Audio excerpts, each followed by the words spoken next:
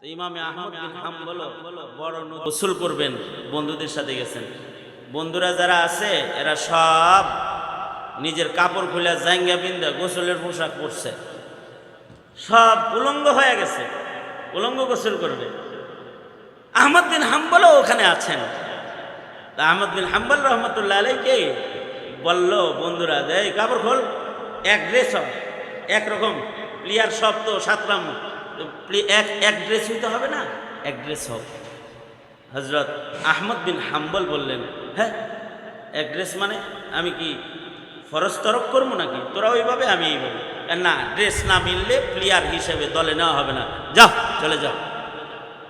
বন্ধুরা ঘাট ধাক্কা দিয়া সাঁতারুদের দল থেকে ওনাকে বের করে দিছে। 7 রানের গ্রুপে ওনারে নেয় নেই, গোসলের গ্রুপে নিছে না, কারণ সব উলঙ্গ আর উনি হলেন সুন্নতি পায়জামা পরা, সাথে নিছে না।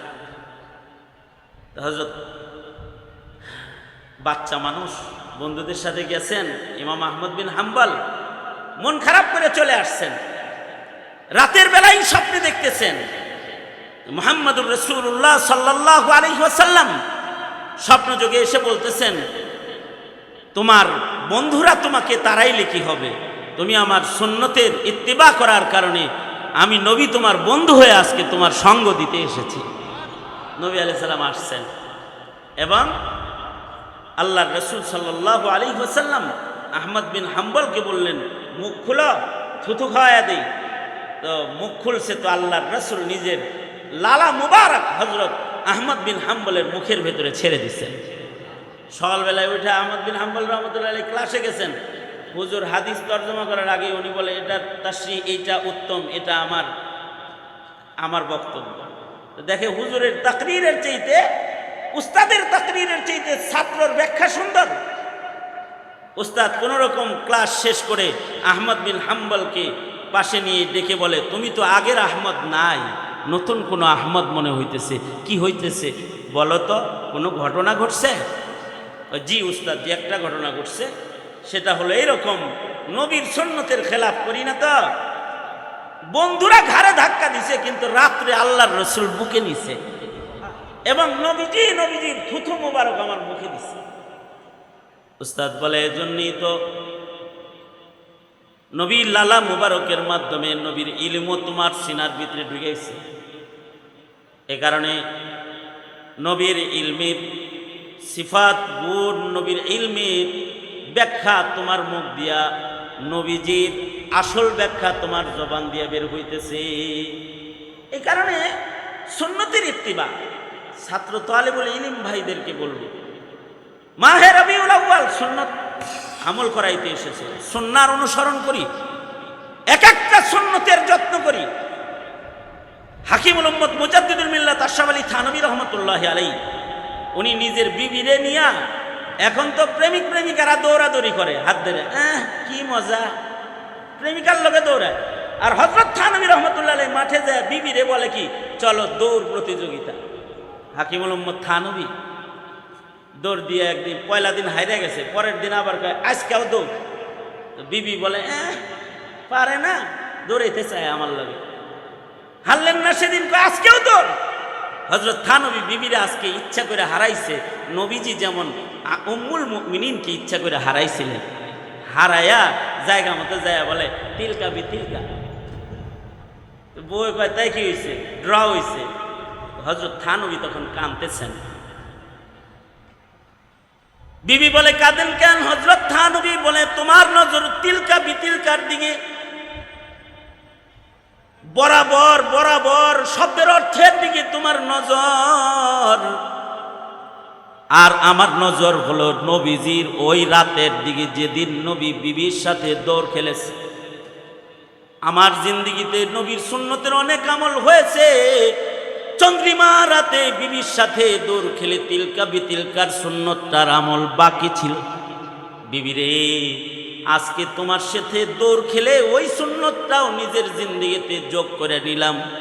ময়দানে মাশরের জিন্দেগির কোনো কিছু যদি কবুল নাও হয়, তো রাতটা দেখায় বলবো, আল্লাহ তোমার হাবিবের রাতের সাথে আমার জীবনের একটা রাতের মিল পাওয়া যায়, এই রাতটা যদি তোমার পছন্দই হয়, তবে আমাকে তোমার হাবিবের আশিক হিসেবে গণে নাও। এটা হলো সুন্নাহর আমল।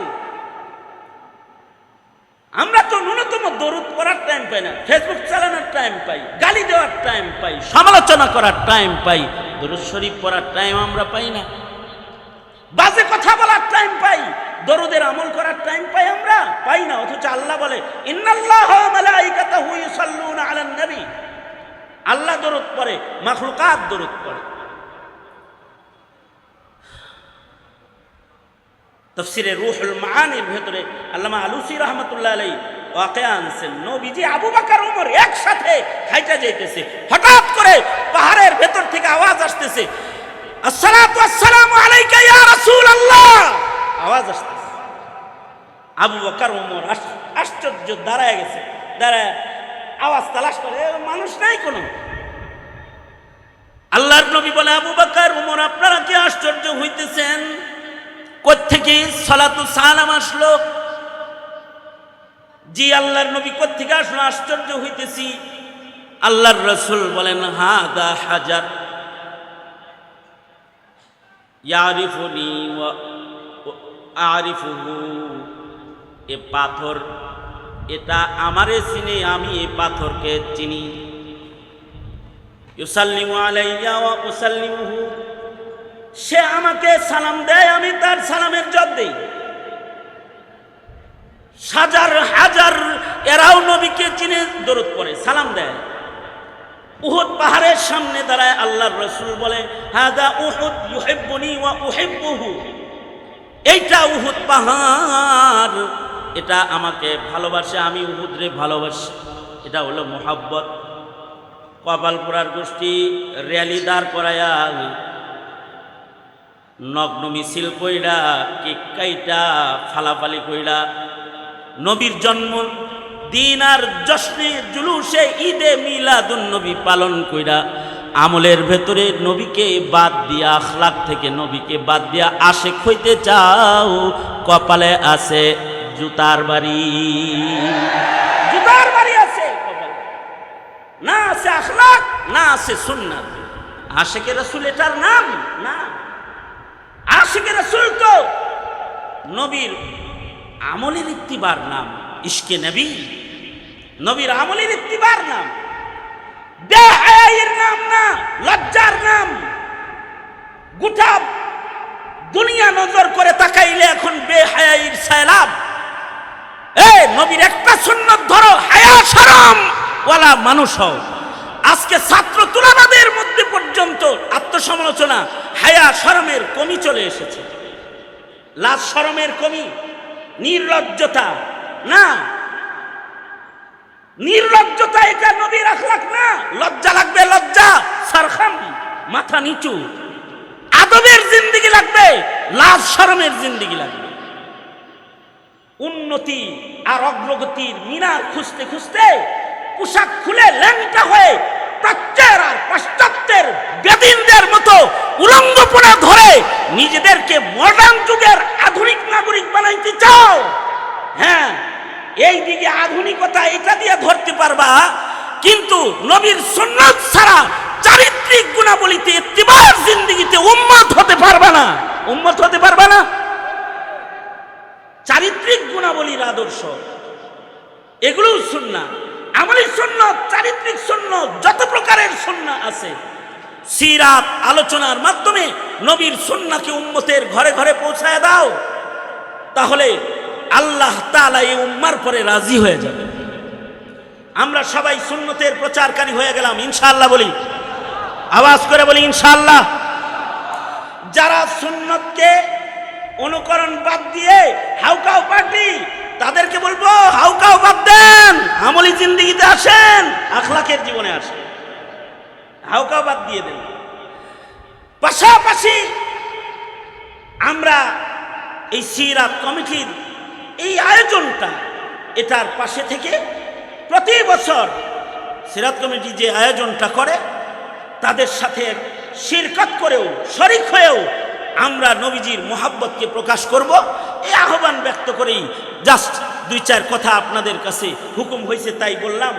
আলোচনা তো আলোচকরা করবেন, মুরব্বীরা করবেন, বাস হায়াত বাকি, মুলাকাত বাকি, নসিহত বাকি।